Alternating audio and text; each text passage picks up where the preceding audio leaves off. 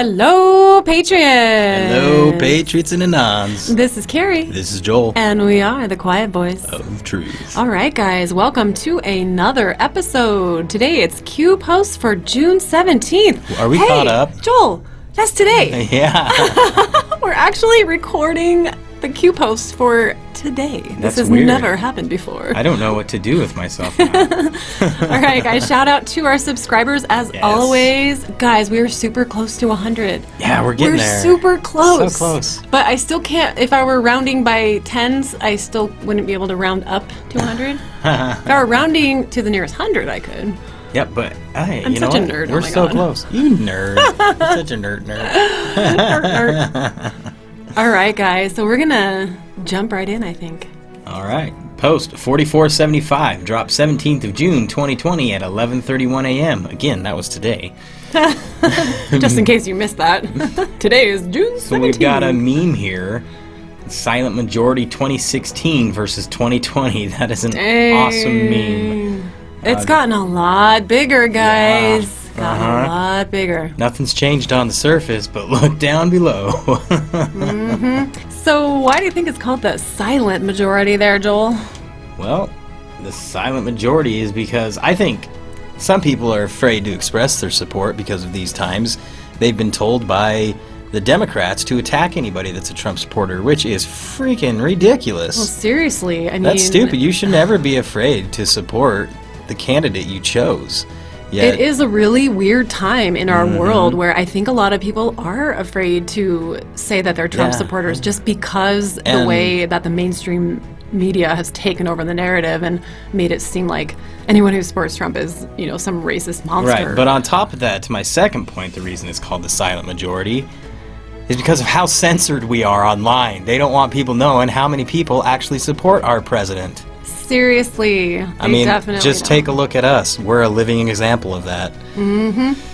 Yeah, so, but anyway. we're not staying silent anymore. No, but we definitely are a quiet voice. Hey, we didn't do any funnies to open up. Oh, well, let me see if I have something. All right.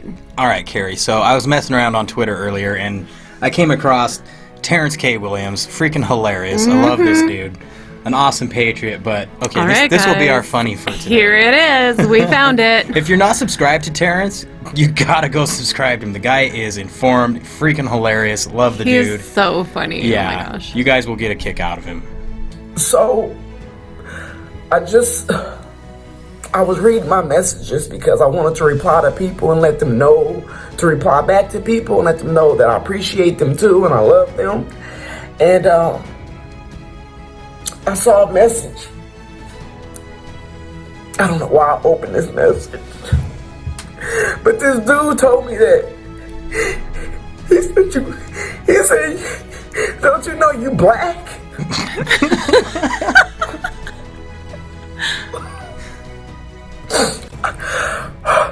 I did not know I was black this whole time. You don't tell somebody that at 12 in the morning. I couldn't even sleep. I thought I was a white man this whole time. So come to find out that I'm black and didn't nobody tell me until now. So you mean to tell me this whole time I haven't been white? This whole time? So you mean to tell me, see, I thought I was different from the other white people. I thought that I was weird because I was the only one eating fried chicken every day. And all the other white people were eating kale salad and eating yogurt and stuff. And I'm over here eating watermelons and fried chicken. I didn't know. I thought I was weird. This whole time it's because I'm black. I don't want my name to be Taquan Deshaun Rashawn Johnson. But anyway, guys, Terrence is freaking hilarious, really smart, awesome supporter of our president, awesome patriot all around. So yeah, go give him a follow on Twitter, guys. You'll definitely enjoy his content. We love you, Terrence. Yeah. All right, guys, post 4476 from June 17th. That's today. At 12:30 p.m. Treason, MSM following Hitler's playbook to gain power. Here is a now familiar, very familiar picture of the fascist flags. Q says, old playbooks still used today, then versus now, compare and contrast. Then, and we have an article here. It's quite a long and very informative article, guys. We will leave a link for that for you guys in the description. However, Q has pulled out some of the important parts of that article. So here we go. The Associated Press news agency entered a formal cooperation with the Hitler regime in the 1930s, supplying American newspapers with material directly produced and selected by the Nazi propaganda ministry. Archive material unearthed by a German historian has revealed. To that extent, it is fair to say that these pictures played their part in disguising the true character of the war led by the Germans. How did Hitler gain power? What events created population defiance, extremism, the insurrection? Okay, guys, so that sounds an awful lot like what the mainstream media is doing right now for the Democratic Party. They're basically a propaganda arm, just like what the Associated Press did for Hitler. So... Good job, Associated Press. Yeah, you suck. That's... Whoa. You blew it. All right, guys, so we have, it looks like, another article here, and we'll click on that in just a second, but Q says, global economic depression, reparations, huge rise in unemployment. Germans began to lose faith in democracy and look to extreme parties on both the left, the communists, and the right, the Nazis, for quick and simple solutions. When people are unemployed, hungry, and desperate, as millions were in Germany between 1930 and 1933, they often turn to extreme political parties offering simple solutions to their problems. Between 1930 and 1933, support for the extreme right-wing Nazis and the extreme left-wing communists soared. Now, MSDNC, peaceful protests, MSDNC propaganda campaign, MSDNC information warfare campaign, MSDNC POTUS must be removed, push years 1 till now. Whoa, guys, the parallels here are astonishing, right? Yeah, big time. Yeah, even Big before time. seeing this, we've been saying this kind of thing, like how it really compares to exactly what went on in Nazi Germany. Yeah. So let's take a look at that BBC article. Okay, so here's the BBC article. Hitler into power 1929 to 1934. Hitler was appointed chancellor in January 1933. His rise to power was the result of many factors: the impact of the Depression, the weaknesses of Weimar democracy, and the strengths of the Nazi Party. The impact of the Depression on Germany. In October 1929, the Wall Street crash on the U.S. stock exchange brought about a global economic depression.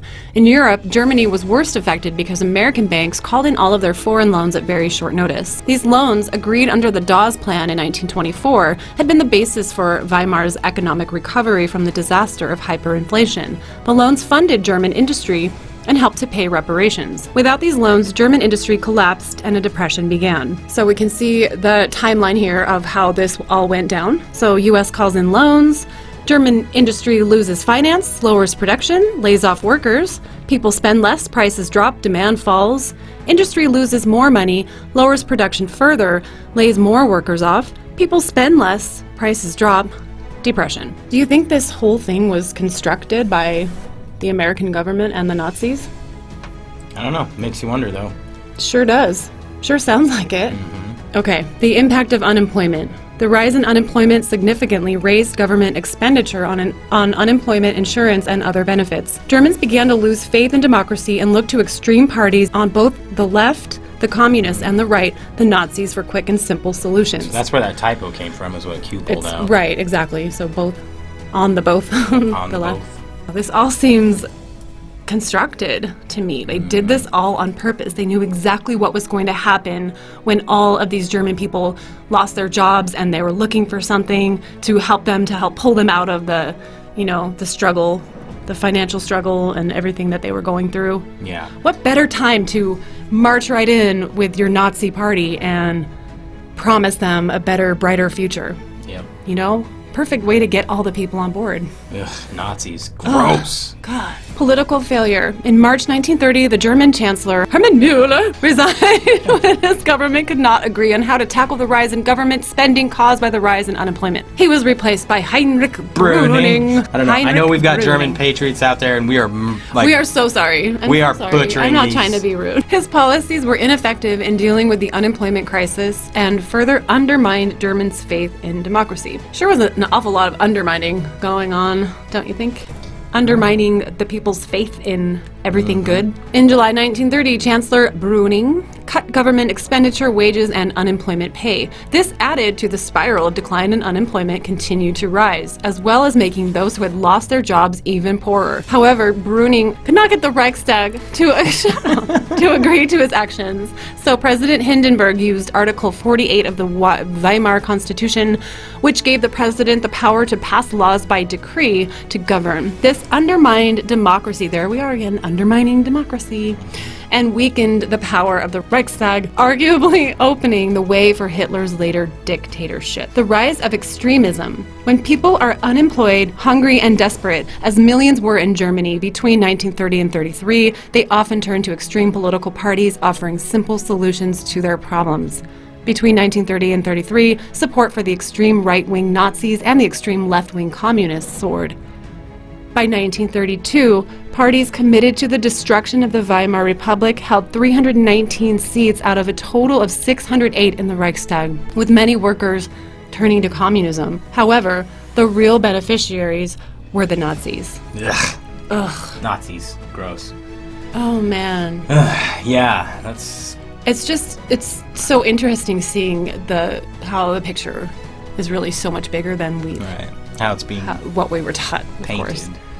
Yeah, we definitely were not taught this. No. All right, guys, this next tweet might piss you off. I'm just gonna tell you that. All right, this is from Robbie Starbuck at Robbie Starbuck. These disturbing tweets are sadly not a tiny fringe view on the left anymore. He just said it out loud. Many don't want to coexist like their bumper stickers used to say. Many really believe we're less than human and think we belong in re-education camps. That's the vile truth. All right, so talking about this Palmer report, it's time we acknowledge that conservatism isn't just some political view. It means you're the very bottom rung of society, dangerous and deranged. Some conservatives are trying to become better people. Great, but people who flaunt their conservatism are psychotic. Wow. Huh. Okay, Robert Palmer, or whatever his name is, Palmer. Robert Palmer? No. I don't know. Maybe he's Robert Palmer's brother. I don't think he even really knows what conservatism is. People who promote the racist propaganda hate speech on OAN are dangerous thugs. They have no place in respectable society. Mike Gundy cannot remain the Oklahoma State head coach, too influential of a position in society. Fire him unless he agrees to get extensive psychological help. Wow. This is just ridiculous. It's not even worth responding to, honestly. All right, and Q says COVID-19, global economic depression, Democratic Party, Black Lives Matter, race push, reparations, COVID-19, huge rise in unemployment, 40 millimeter. No, I'm just kidding. 40 million. 40 mm? 40 million. Insurrection, riots, city takeovers, remove police, weaken, property, destroy, assaults, murder, released by Democratic governor, mayors, back to streets, safe zones, division, hostility, race war, etc. Everything that's going on right now, guys. End goal then versus now. Government control. Understanding the past helps to understand the present. Q. Yep.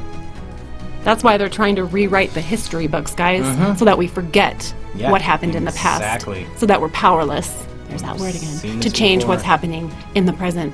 Man, it must really suck for them that the internet exists and social media platforms. Right? Oh, your plan's not working, guys. Oh, I'm We sorry. took over the idea of information.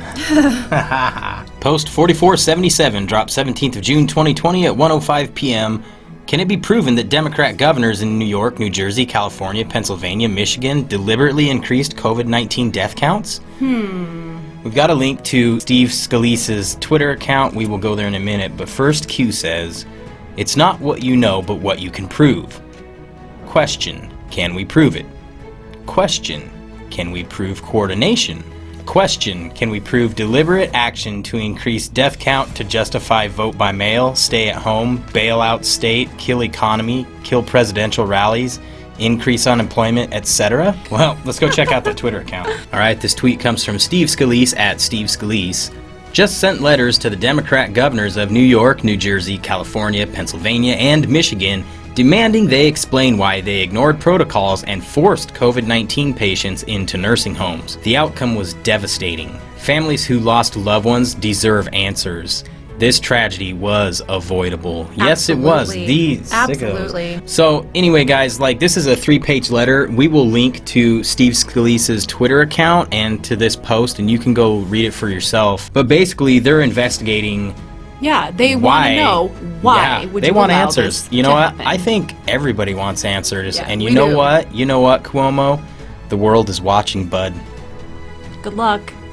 Good luck in court. Okay, guys, before I read post 4478 from today, June 17th at 5:21 p.m., I just want to read a quick quote from The Week magazine that kind of gives a little bit more information about how desperate they really are and the things that they're saying. The quote is, "The Trump administration's chaotic ban on travel from Europe didn't slow down the coronavirus," said Greg Miller, Josh Dawsey, and Aaron Davis in the Washington Post. In fact, it made it spread even faster. Wow. They're so ridiculous. This is the kind of crap that they're publishing, guys. Yeah. On to post 4478. We have a video here, and the title of this post is Red Pill After Red Pill. I like it already. All right, and here it is from Ask QAnon at Ask QAnon. Red Pill After Red Pill, Truth 100. When Donald Trump wants a wall around our southern border, it's considered racist. But domestic terrorists who take over a 6x6 block in Washington is considered patriotic. Joe Biden is allowed to blackmail the president of Ukraine, but when Donald Trump asks about it, that's an impeachable offense. A $5 billion border wall is apparently too expensive, but a $1.5 trillion free healthcare system is apparently achievable. People who never owned slaves have to pay reparations to people who never were slaves. I'm not allowed to cheat to get into college because I'll go to jail, but if I cheat to get into this country, I get free everything. People who never went to college have to pay for kids who made stupid choices and decided to go to college. We're catching and releasing criminals because apparently it's an infringement on their right. I'm not allowed to purchase a firearm, but you're totally allowed to go purchase drugs, alcohol, and get an abortion.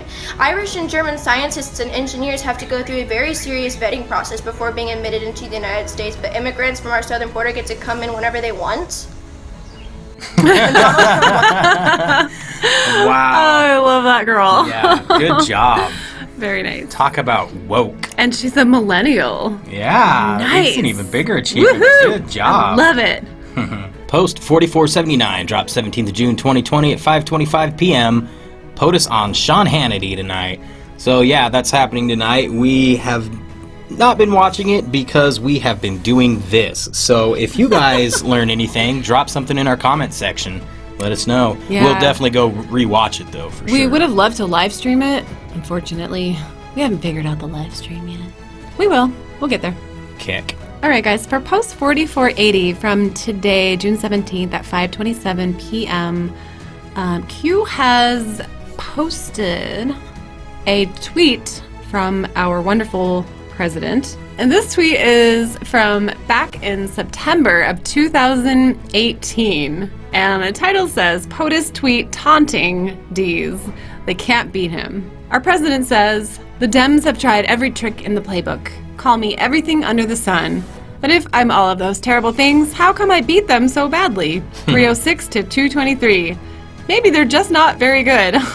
The fact is, they are going crazy, only because they know they can't beat me in 2020. Ain't that the truth? All right, guys, so that is all the Q posts for June today. 17th. June 17th, Yeah, so today. far. Q could post more later, and if he does, Yeah, you never know. if they do, we will cover those as well. But holy cow, how's it feel to be caught up, Carrie? Woo woo! It's awesome. Right? It's pretty nice. Yeah. All right, guys. So if you're liking our content, don't forget to like, share, subscribe, send your friends and family on over. We are almost at our goal of 100. Help us get there, guys. And if you are subscribed, don't forget to toggle that little notification bell so you're notified when we put out new videos. For sure, which we're trying to do on a daily basis. Yep. So, yeah. But we both still have full-time jobs, and we are doing this in our free time. In our spare time. Yeah, which is Isn't like there working not- 2 full-time yeah, jobs. pretty much. But yeah, guys, don't forget, where we go one, we go all. Good night, guys. Good night, Patriots. Oh, no singing tonight.